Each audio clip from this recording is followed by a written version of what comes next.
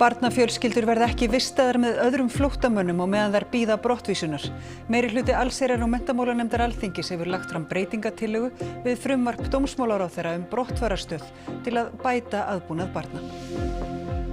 Bandaríkjaforseti fullyrðir að Íranar sé að verða búnir að tæma vopnabúr sitt. Árásir gengu á báða bóga milli Írana og Bandaríkjanna í nótt, en viðræður stríðslok hafa enn ekki borið árangur. Sjálfstæðisflokkurinn heldur áfram meirihlutasamstarfi við Framsóknarflokkinn í Kópavogi þrátt fyrir að hafa fengið hreinan meirihluta í kosningunum. Ásdís Kristjánsdóttir verður áfram bæjarstjóri. Yfir 2000 manns mótmæla fyrirhugaðri íbúabyggð við Hvaleyrarvatn í Hafnarfirði og telja hana hafa neikvæð áhrif á útivistarsvæðið. Formaður bæjarráðs segir að áhrifin verði minni en fólk óttast. Öryggi gesta er númer 1, 2 og 3, segir þjóðgarðsvörður við Dettifoss. Þétt net af sprungum undir jarðveginum veldur því að loka þarf gönguleið að fossinum.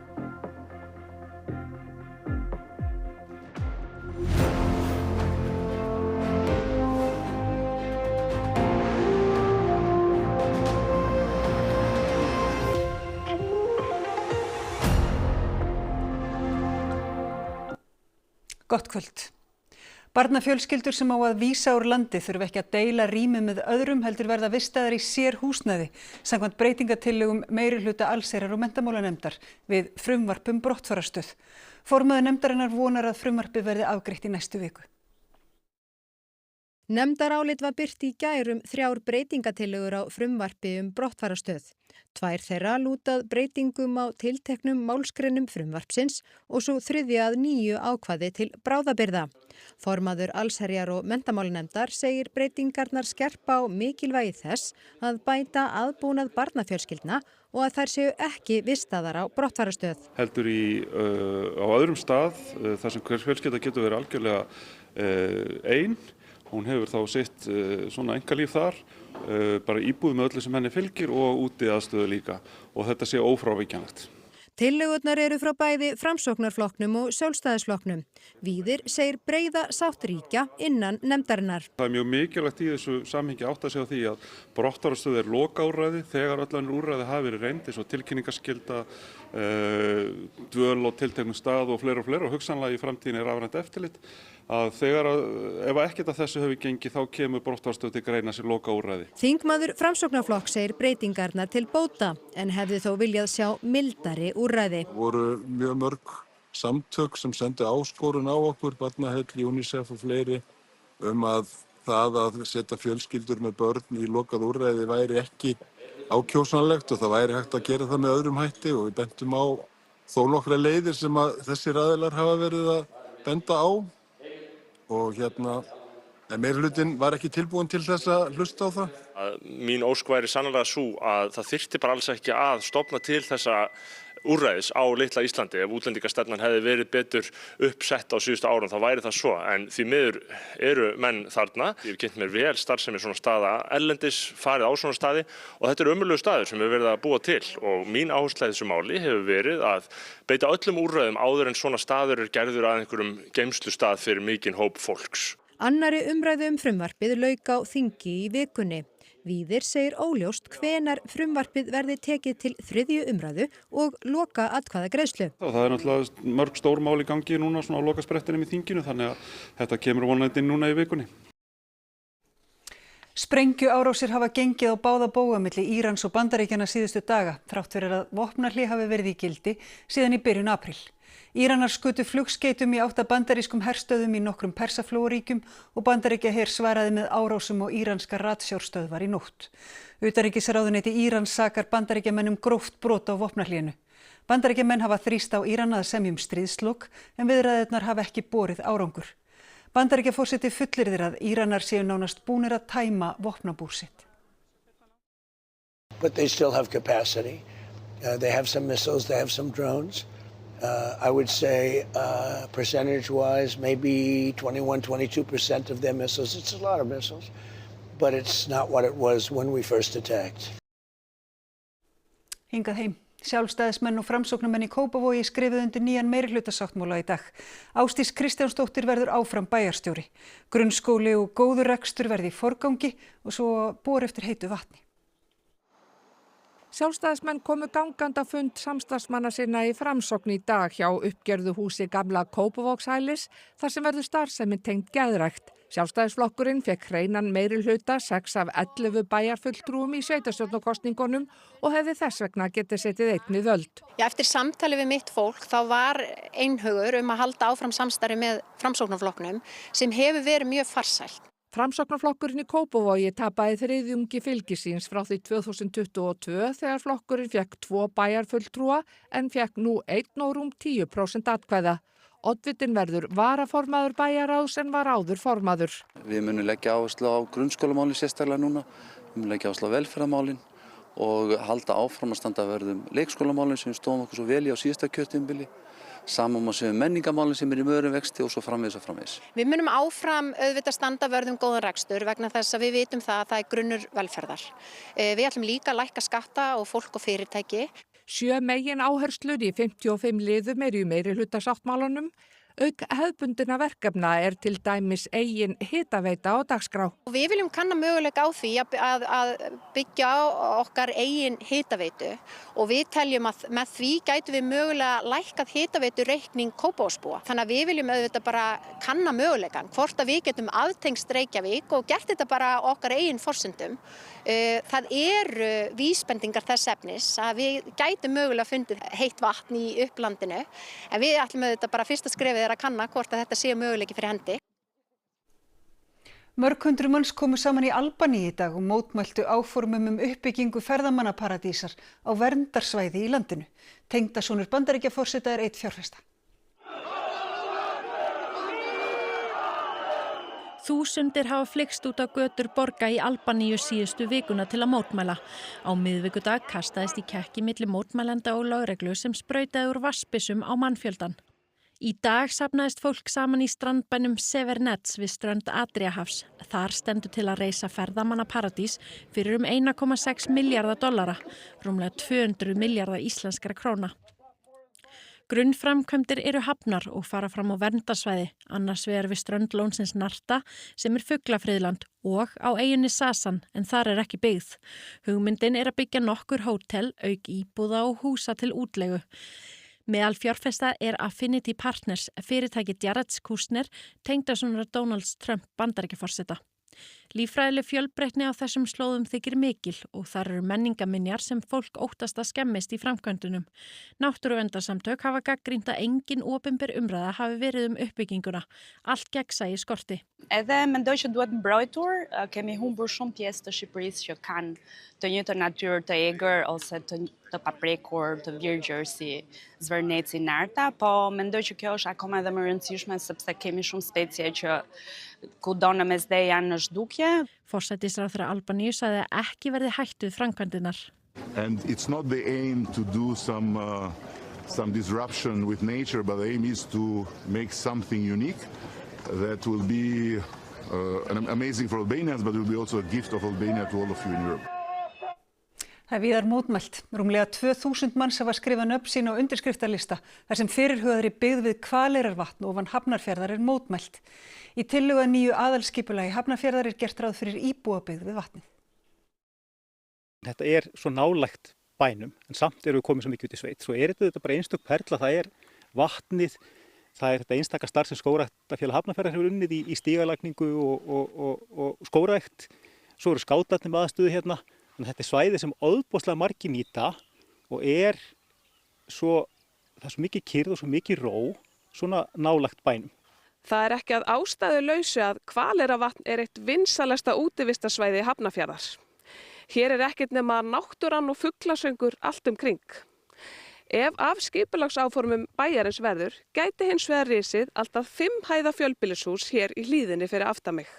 Í tillögu að nýju aðalskipulagi Hafnarfjarðar 2025 til 2040 er gert ráð fyrir íbúabyggð í og við Vatnshlíð, svæði merkt IB12. Hluti af Vatnshlíðinni snýr að Hvaleyrarvatni og rúmlega 2000 manns hafa skrifað nafn sitt á undirskriftalista með yfirskriftinni Hvaleyrarvatn ekki byggja í Vatnshlíð. Þar er þessum áætlunum mótmælt af ótta við að byggingarnar spilli heildarásýnd. Í dag er þetta ósnortið svæði, bara næstum því við bæjarmörkin. Við þurfum bara að fara að keyra 5 mínútur eða hjóla frá bænum til að vera komin út í ósnorta náttúru og ef það verður byggt hérna megin í hlíðinni þá mun það breyta heildarupplifuninu svo mikið. Mér langar ekki að hafa þetta. Við erum akkurat að horfa bara á náttúru hérna í kringum okkur og það verður ekkert rosalega heillandi að vera hérna þegar maður er með blokkinnar yfir sér að vera bara útsýn yfir. Maður vill koma hingað til þess að vera í náttúrunni.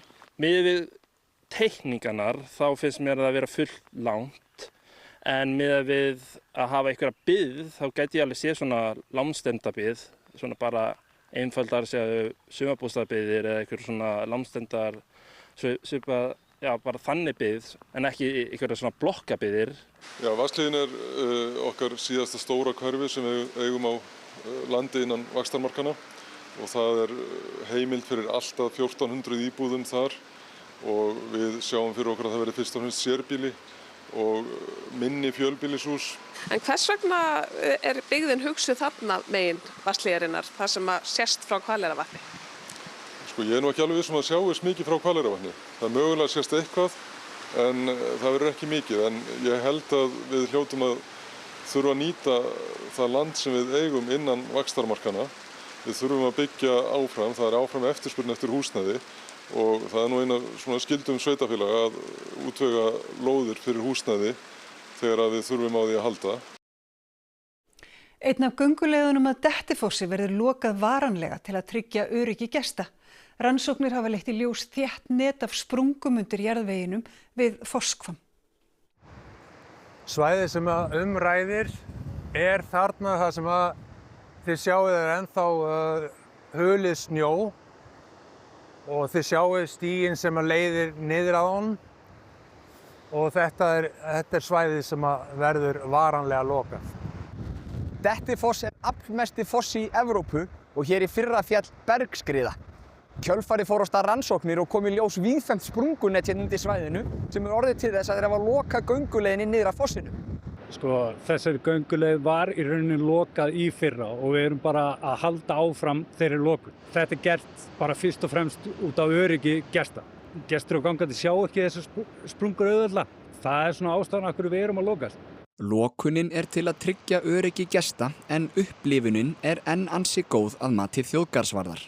Svæðið ekki óöruggt og búið að rannsaka það vel.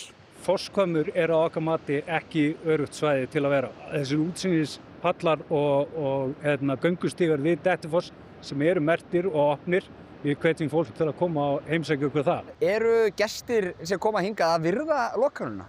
Við fáum alltaf gesti eins og við Reynisfjöru sem ekki virða skýrar merkingar hættu og það mun sjálfsagt verða áfram. En langflestir sem hérna koma hlýta boðum hættu og við viljum náttúrulega tryggja öryggi gesta fyrst og fremst. En ef að heilbrigð skynsemi yfirgefur þig, þá getum við lítið gert í því. Já, Dettifoss auðvitað þjóðargersemi og við ætlum að fara suður yfir heiðar og segja frá því að önnur þjóðargersemi. Bubbi Mortens 70 í dag, 7. júní. Hann heldur upp á afmæli með þúsundum annarra í Laugardalshöllinni og stórtónleikum. Þórdís Arnljótsdóttir, fréttamaður í Laugardalshöllinni. Bubbi kominn á svið? Nei, kóngurinn stígur á svið klukkan 20:30 og brátt verða dyr salsins opnað og þar hrúast inn fólk, það löngu komna raðir hérna frammi. En Halldór, þú ert tónlistarstjórinn og þið voruð að gera ætla að endurtaka leikinn í kvöld, en mér skilst að Bubbi hafa staðið á sviðinu í 3 klukkutíma og sungið. Já, það voru 3 tímar í gær hérna, bara á fullu gasi, en það ekkert mál fyrir Bubba, hann bara virkar þannig, alltaf allt í botni, allan tíman. Og hvaðan kemur þessi orka?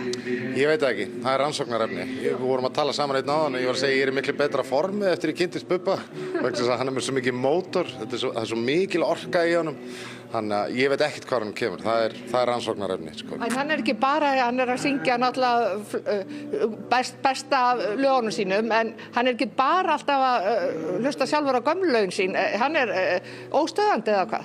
Hann óstöðandi, við erum búin að vinna saman í einhverja 14-15 mánuði og hann sendi mér nýtt lag á svona 3 daga fresti. Við erum búin að semja 120 lög síðan við kynntumst og það kannski lýsir honum svo vel þessum fallega manni að hann vaknar bara á morgnana og semur lag. Allt sem gerist í lífi Bubba Mortens er afleiðinga því að hann svo skapandi og já, ég veit ekki hvernig það hægt að lýsa honum og við erum öll búin að reyna, öll þjóðin er búin að reyna að lýsa honum í dag, hvernig hann er bara einstakur, ótrúlegu maður. Vonandi verður þetta flott afmæli og að gangi vel hjá ykkur í kvöld og að það verði góð skemmtun hjá öllum hér sem að koma og horfa á kónginn eins og hann er stundum kallaður og við óskum auðvitað Bubba til hamingju með afmælið. Já, við sendum afmæliskveðjur héðan úr Efstaleitinu.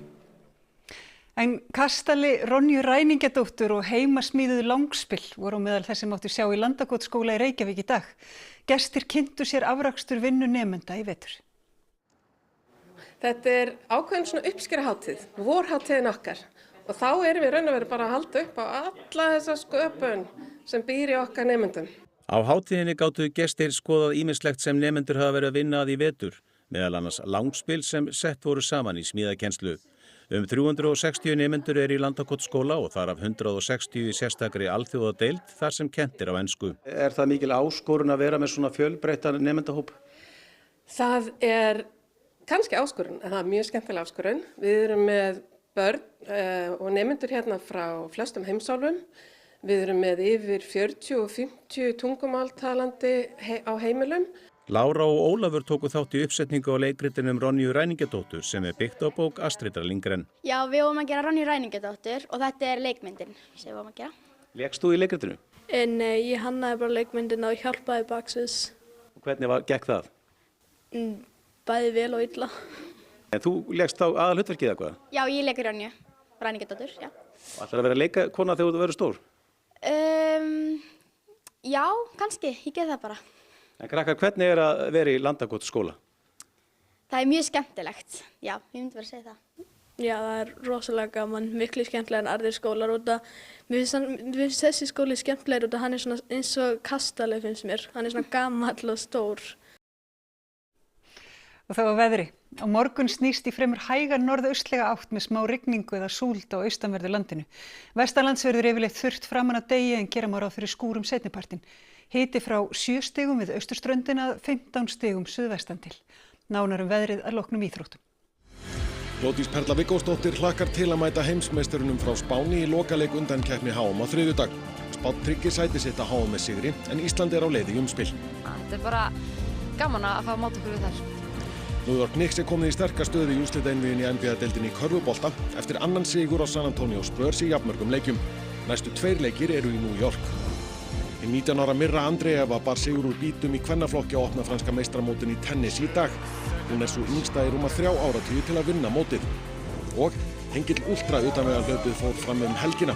Lengsta leiðin þar eru litlir 106 kilometrar. Þetta og margt meira í íþróttum eftir andartak. Þá ætlum við að rifja upp helstu atriði þessa fréttatíma. Barnafjölskyldur verða ekki vistaðar með öðrum flóttamönnum og meðan þær bíða brottvísunar. Meirihluti allsherjar- og menntamálanefndar Alþingis hefur lagt fram breytingatillögu við frumvarp dómsmálaráðherra brottfarastöð til að bæta aðbúnað barna. Bandaríkjaforseti fullyrðir að Íranar sé að verða búnir að tæma vopnabúr sitt. Árásir gengu á báða bóga milli Írana og Bandaríkjanna í nótt en viðræður stríðslok hafa enn ekki borið árangur. Sjálfstæðisflokkurinn heldur áfram meirihlutasamstarfi við Framsóknarflokkinn í Kópavogi þrátt fyrir að hafa fengið hreinan meirihluta í kosningunum. Ásdís Kristjánsdóttir verður áfram bæjarstjóri. Yfir 2000 manns mótmæla fyrirhugaðri íbúabyggð við Hvaleyrarvatn í Hafnarfirði og telja hana hafa neikvæð áhrif á útivistarsvæðið. Formaður bæjarráðs segir að áhrifin verði minni en fólk óttast. Öryggi gesta er númer 1, 2 og 3, segir þjóðgarðsvörður við Dettifoss. Þétt net af sprungum undir jarðveginum veldur því að loka þarf gönguleið að fossinum. Fréttatíminn er á enda. Við segjum fréttir næst í útvarpinu klukkan 10 og svo erum við á vaktinni allan sólarhringinn á RÚV.is. Við kveðjum ykkur í kvöld með myndum frá Búminjasafninu Lindabæ í Skagafirði, þar sem Hjalti Stefánsson tökumaður var á ferðinni nýverið. Verið sæl.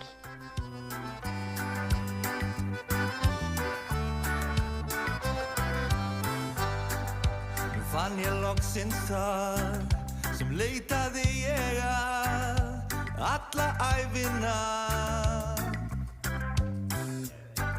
og það var alltaf þar upp við mig steinsnar ég leitaði fann svar